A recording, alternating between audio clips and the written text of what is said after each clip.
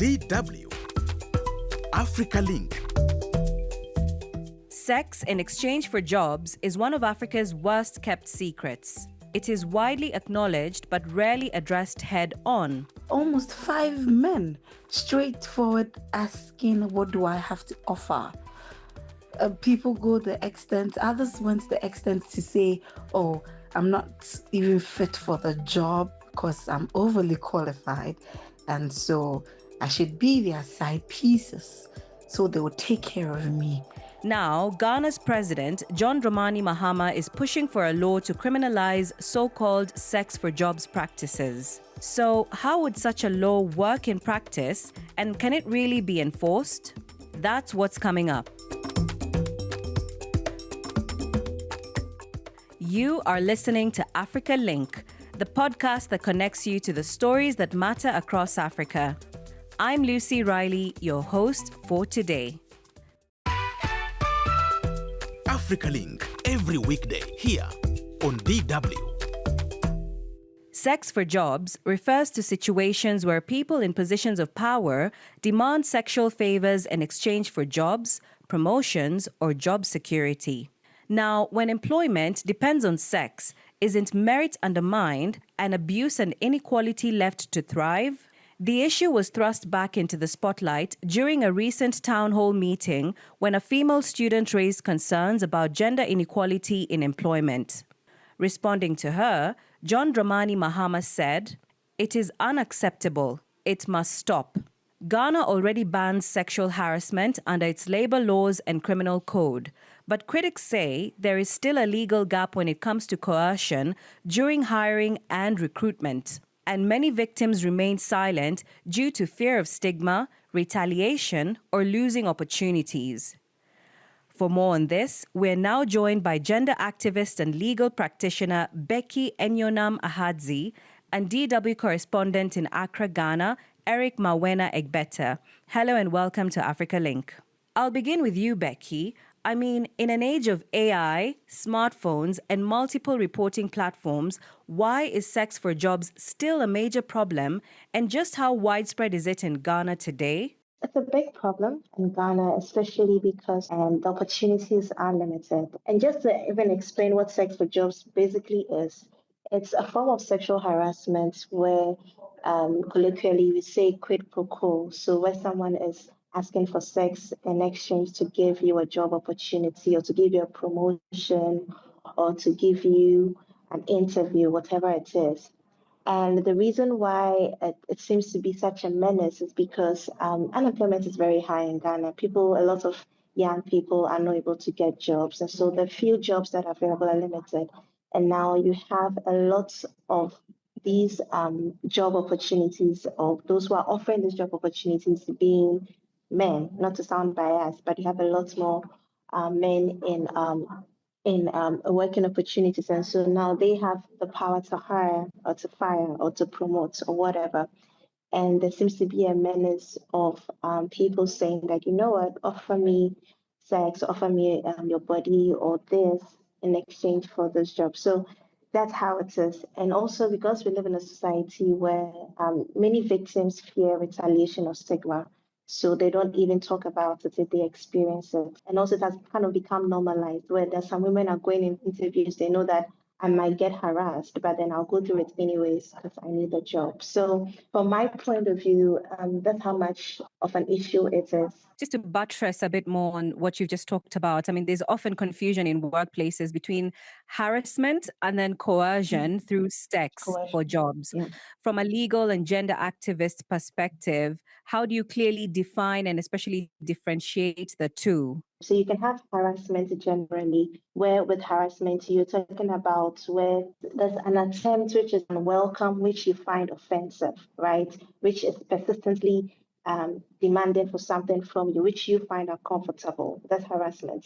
Now, with sex for jobs, it is a form of sexual harassment, where with that one, we are saying that there's a power imbalance. There's someone who has superior power. You need something from the person. And the person is saying that I want sex from you to be able to give you this. So it is a form of sexual harassment. That's sex for jobs. But then generally, you can have harassment in any form. There can be physical harassment. There can be sexual harassment. there can be emotional harassment. So there are harassments of various forms, but this sex for jobs is a form of sexual harassment where we are saying that in that one there is coercion by someone in authority saying that give me sex so that I can give you something. So there's a power play or power imbalance, if I should put it that way. Eric, let me loop you in here. I read a comment online on a local outlet in Ghana that actually said sex for jobs becomes an issue only when the jobs are not offered. Once they get it, they keep quiet. Now, that was someone's sentiment, which was just shocking. How has the public been reacting to this proposal for this legislation? A bit of not so great surprise. I'll be a bit honest, and that comment pretty much typifies what is things that happen but rarely comes to the fore. And even the manner in which the first gentleman of the land decided to bring the conversation to the fore in itself suggests that yes, there's the admission that these things happen behind the scenes and it's not been brought to the fore because it was a question about equality in terms of job placement, job acquisition, which was asked by a student on a campus. And the president, in answering that, brought that as well to the fore. And so that comment you read typifies really what the situation is, because even drawing from personal experiences from persons, female friends who've shared stories with me, it was because it was becoming incessant and they didn't want to give in and didn't get the job. And I was told about it. As far back as my days in campus, I knew about stories in relation to sex for grades because some colleagues had shared personal stories with me in relation to instances like that. And so, yes, it's been in the background. The challenge has always been it coming to the fore, it being discussed in the manner that it needs to be discussed.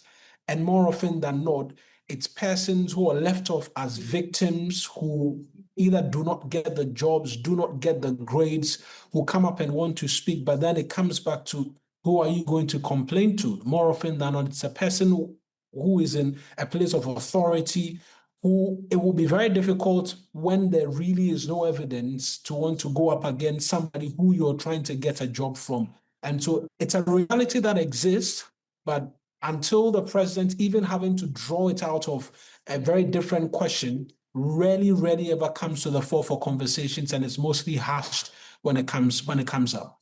Right. Becky, Ghana already prohibits sexual harassment under its Labor Act and Criminal Code. But what gaps currently exist in Ghana's legal framework on sexual harassment? If you look at Ghana's framework right now, we're talking about sex for jobs. So if you look at the Labor Act, we're only dealing with those who are employees and employers. So the reason why the president was even calling for a legislation to deal with sex for jobs specifically is because if you look at the Labor Act, which defines what sexual harassment is, it seems limited to those who have been employed. How about someone who is going for an interview and went through this, but then never got employed? It means that it does not affect that person, right? So that's the gap we are experiencing. And I think that's why the president came up with that, because even if she should document it, she should have evidence. The employer cannot necessarily be held liable because she's not an employee of the organization. I don't know if you understand. Now, the other Absolutely. alternative will be to go through our Criminal Offences Act. But then also, even though that Criminal Offences Act does not define sexual harassment, it rather talks about indecent assault. But you and I know that sometimes with harassment, it's not physical. And the way indecent assault is defined in our Criminal Offences Act, if there was no touching or there was no kissing or any of the physical acts, then the person cannot also, go after, if I should say, or should I say, report the person in authority under that. So because of the gap we have in our Labor Acts, which does not deal with, let's say, before job interviews or you're an intern, someone who doesn't have a contract of service with the company, what can be done for them? And then the gap we have in our Criminal Act, where it seems to focus only on physical. But you and I know that this kind of harassment can take the form of emotional, it can take the form of verbal and all of that. And so what we need to do is first fix the legal framework we have. Can we make sure, just as South Africa has, where even though they have the Labor Act, they have a code of practice for employees as well. And in there, it's very specific what sexual harassment. It talks about the fact that it covers those who are applying for jobs, those who are seeking interviews, and all of that. And it puts the obligation on the employer to make sure they have anti-harassment policies, they have safe mechanisms and calls. Now, when you put the obligation on the employers and make sure that it even covers those who are not yet employees but have interactions with their employees as well, then now you give the people the leverage to now, even if they experience that, they can take on the perpetrators of the abuse. Then now we move to Ghana's our criminal act as well. Like I said, it seems to be focused only on physical harassment, but you mentioned the elements of coercion and all of that, and so we'll have to strengthen that as well. I did a bit of research. I realized that in Kenya they have the Sexual Offences Act, and what that act does is that it actually, from sections 23 to 25, when you get time, you can look at it. It actually talks about people who are in positions of power and authority, and that if they take advantage of their position to ask for sexual favors, they can actually face the law and be liable for a criminal offense. And so if Ghana also does the same thing, then that way, even if I don't get the job, I can go through the criminal route and take the person on. And let's say I do get a job, I don't get the job, I can still go through the Labor Act and take the employee and the employer or the employee and the organization on. If we give these two mechanisms, I think that will help. So then now we can now move on to, okay, evidence, collecting evidence, and what systems are in place so that I can actually get justice. And Becky, you've touched on quite a number of important points, starting off with, there being a lack of a legal framework, and rightfully so. You've mentioned right here in Kenya, for example. I remember some time back I was discussing with some friends, and this is something that came up. And yes, there is a fine that you actually pay if you're caught to be perpetrating some of these heinous acts. But there is a bigger problem. I wonder if society, for instance, has a role to play in all of this, where there might be a culture where some men have been allowed to get away with such acts before. Society plays a huge role. Actually, because of how we are socialized, that's what feeds into this. Not to sound crass, but in a lot of our cultural context, women are seen as chattel, as some people feel I'm entitled to her body. That's where the whole rationale starts from. And then also when you're attempting to enter into the workspace, it's like, why are you even trying to enter this space? Stay at home, be in the kitchen. So that form of entitlement is already, I'm entitled to a woman's body. Right from when we in our upbringing, I see that a lot where sometimes even in schools, things happen and teachers just gloss over it. They tell the girl, oh, just leave him, it's nothing. If we don't start a culture of teaching the young ones to respect the body autonomy of women, they grow up with it feeling very entitled. And now when they're in positions of power, then they tend to, also perpetrate that. The second thing I'll say is beyond the awareness, society also has a role to play in naming and shaming, which is something that doesn't happen very often. Especially when we catch, I don't want to use the word catch, but then when people are exposed, right, and then they've gone through the process and then there's evidence.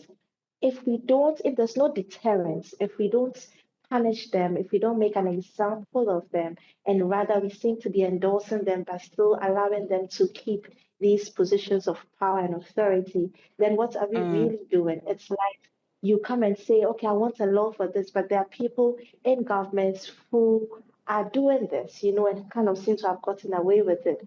Right. Eric, let me bring you back in on this conversation. And Becky was talking about some examples in Ghana. And I remember some time back, there was an investigative piece that was done by one of the media houses on a tea plantation. And it was clearly showing how somebody who was in authority had been exposed for wanting sex for that person to get the job. And now there's been, some sort of action that's been taken against that person. But I wonder if there are real stories in Ghana currently about sex for jobs or victims that you have spoken to. I know you've been covering this for quite some time. What have they been telling you? A few people who've shared stories with me, it's been nothing short of all of the things that we've been discussing. Some got into the job, some could not get into the job. For some, they got into the job, but the harassment will just not stop. They reported to persons in authority, and I'm sure we'll hear from one of such individuals on the show where their boss tells them, you know how these things are. And not just females, but there's been male figures as well. I spoke with another person, a male who is into the fashion industry, and said, look, the advances were coming in the conversation was that if you do not agree, you do not climb any higher from where you are currently. And so the dreams of being a model, having made journeys to South Africa and the likes, all were shelved as a result of that. And so, yes, we see this more often than not with a lot of females, but it happens with some males as well. But if you don't get close to anybody, you don't get to hear the stories. Or if somebody is not confiding in you, you don't get to hear the story. And like I mentioned earlier, it actually had to take the president bringing this to the fore for a national conversation, because there is no grand conversation within Ghana as we speak. Then the president says, look, this is an opportunity for him to as well bring this up and mentions it. And today we're having this conversation again, and people will begin to ask questions as to what possible amendment could come in terms of legislation to see that enactment he talks about come to the fore. And I want to pose that question to you, Becky, because right now we're discussing something that President Mahama really sort of spoke about, right? And it hasn't yet been tabled as a bill. It's not a law that's been passed. So I'm curious how this law will actually be structured and whether or not it will make a difference, Becky. Thanks, Lucy.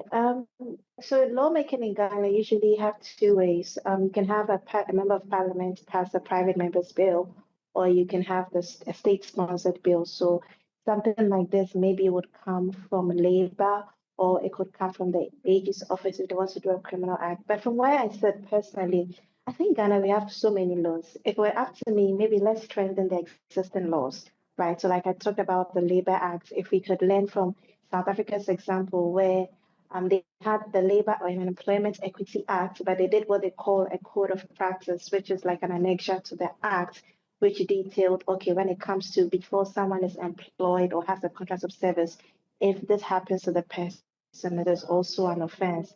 Or if you learn from Kenya's example like you shared, where you have the Sexual Offences Act, we can still do the same thing, strengthen our current criminal code. For me, an amendment is easier than now coming with a whole new bill, going through the whole parliamentary process. By the time the bill gets passed, as someone who worked on the affirmative action bill, which took years before we got passed, when it comes to gender-specific legislations in Ghana, it takes forever. So I would rather prefer we go the route of strengthening our existing labor law or the Criminal Offences Act and putting in provisions to safeguard or deal with this quid pro quo or sex for jobs menace we are talking about. If we go this route, I believe that will work. And that would also work because, and then beyond that too, it's one thing to pass a law, but you and I know implementation is also another huge hurdle. And what I've seen, especially with companies in Ghana, if you have companies, let's say they are foreign companies, so like they are incorporated in the UK, because they have the treaty, you see that you work in such a company and then they have safe call mechanisms, or they put mechanisms in place to make sure that they don't violate human rights and all, because they are accountable, which is what I think our legislation should also do, where it makes the employers accountable. Every institution should have a way of reporting, a confidential reporting mechanism. Like if you make it a compliance issue for organizations, then they will make sure that their employees comply. But with the current framework, you can just pass the law.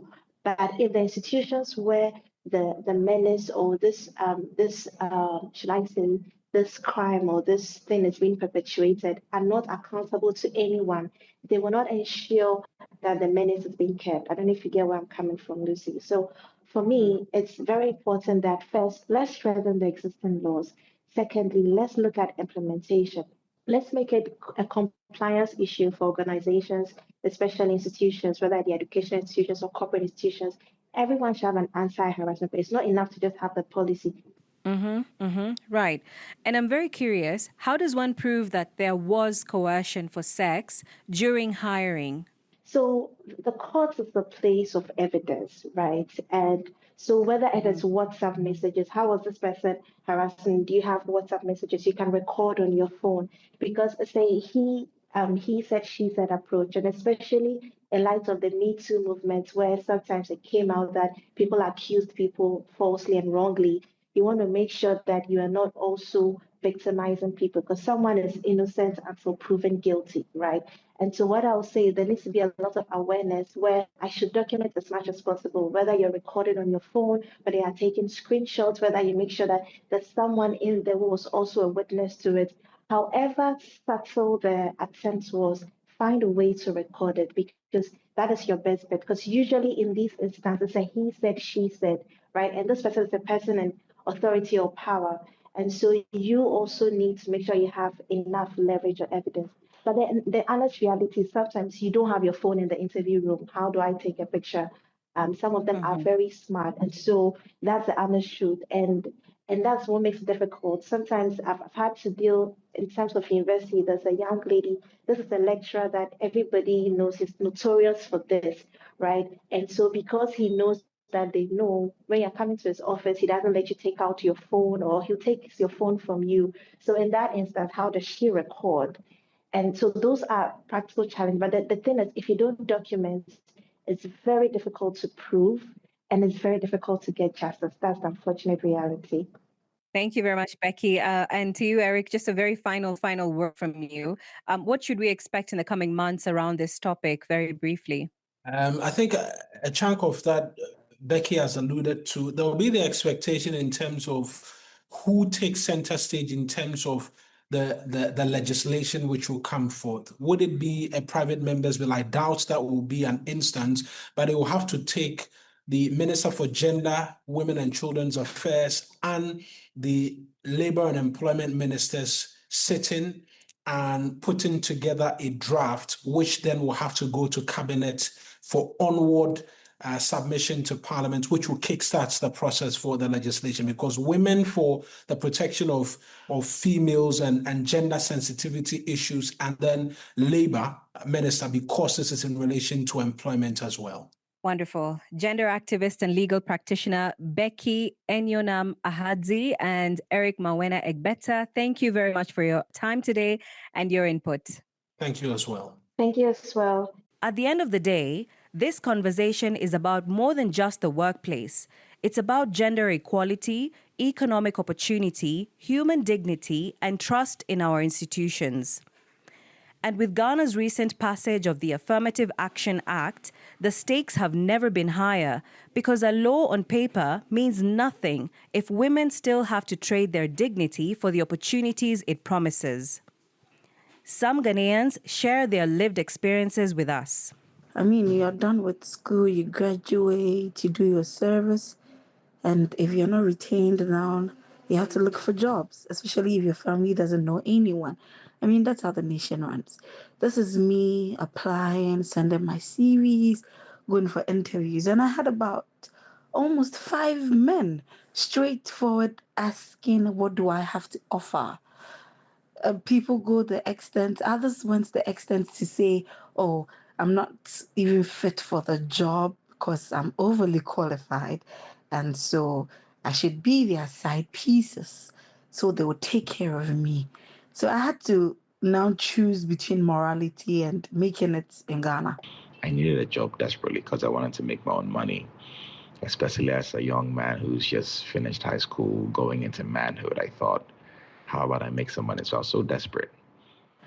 And so I get to her office and, we talk.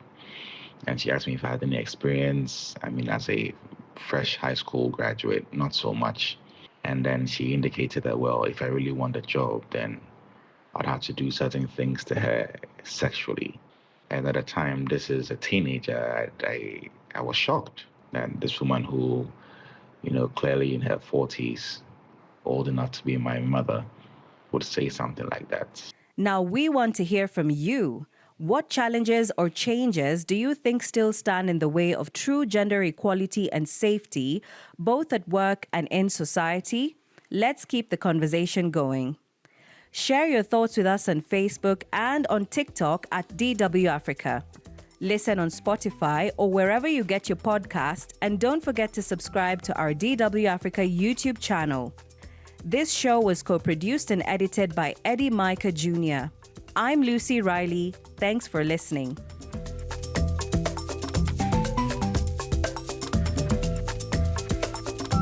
DW.